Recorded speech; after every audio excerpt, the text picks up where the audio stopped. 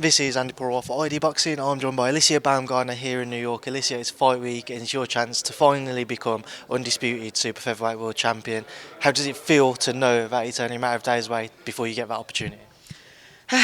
Man, it's been a long time coming. It's been a journey, but again, I'm so excited this Saturday that we are this close to becoming undisputed and making history. Knowing you're only one fight away, Alycia, how does your mindset change? Knowing every fight you've had for the last 3 or 4, I've said to you that it can be life changing, but yet again, your life can change further beyond Saturday. Yes, I take every fight as just any big fight. This is, again, an opportunity for me to make a statement, to show the world who Alycia Baumgardner is, and I will do that come this Saturday. How does your mindset change in camp preparing for such a big fight? My mindset for this fight has been just a mindset of fun, a mindset that says we've been here before. Let's enjoy this camp. Camp has been amazing. Camp has been fun, and it's just settled in that I'm made for this. I was born for this. Elhem Mekhaled, talk to me about her. What are you expecting from her? I'm expecting a tough fighter. I'm expecting someone to come forward. This is a great opportunity for her to become a champion. And again, I know my assignment and I know what to do Saturday. What do you have to do to be successful? KO. Is that the only thing that's on your mind? You want to make that type of statement in an undisputed fight? Just like boxing, everything's unpredictable. But again, with the training camp that I had and just the skill set that I have, I know that we can get that done. I know you don't want to look beyond Saturday, but if you become undisputed queen, where do you go? Do you go up in weight? Do you look at other fighters who might be around super feather still? What could be next for you?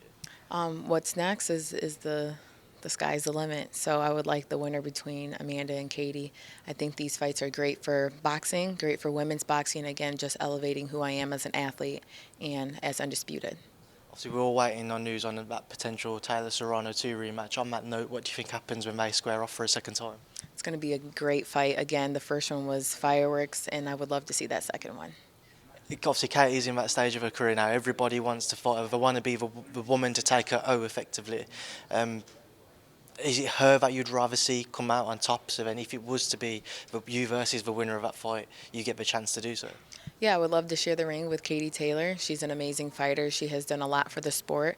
And as a competitor, I want to fight the best. And she would be a fighter that I would love to fight. I'm sure I won't be the only one to ask today. Mikaela Mayer, you will continue to be linked with her no matter what, whether you like it or not. Do you think we could see that fight, that rematch at any point in 2023? Or? Yep, anything is possible in boxing. So again, the rematch could definitely happen. You said previously that she needed to eat a little bit of humble pie on the back of your victory against her, Alycia. Do you feel like she's somewhat talked herself out of a rematch sooner with yourself because of maybe the way that she's acted since in your eyes? I mean, I think she understands that the game doesn't work in her favor. So you do have to sit back and take a seat and understand that things maneuver the way they're supposed to. So if that rematch does happen for her, it will. Everyone looks at what could be achieved in boxing and everybody talks about potential trilogy bouts. Because of the rivalry you two have built, is that something you do look at and think that could really kind of stamp an even bigger mark on your legacy, a potential trilogy with her? Or elsewhere, even if there's somebody else out there who you look at and you think there's a trilogy there? Yeah, absolutely. I think trilogies are great for the sport. Again, we built the first fight really well, and I believe the second fight I would finish her. So it was fun to fight her. It was fun to hit her. So I would love to do that again. Alycia, I also saw Skye Nicolson spending some time with you out in Detroit. Talked about that blossoming friendship.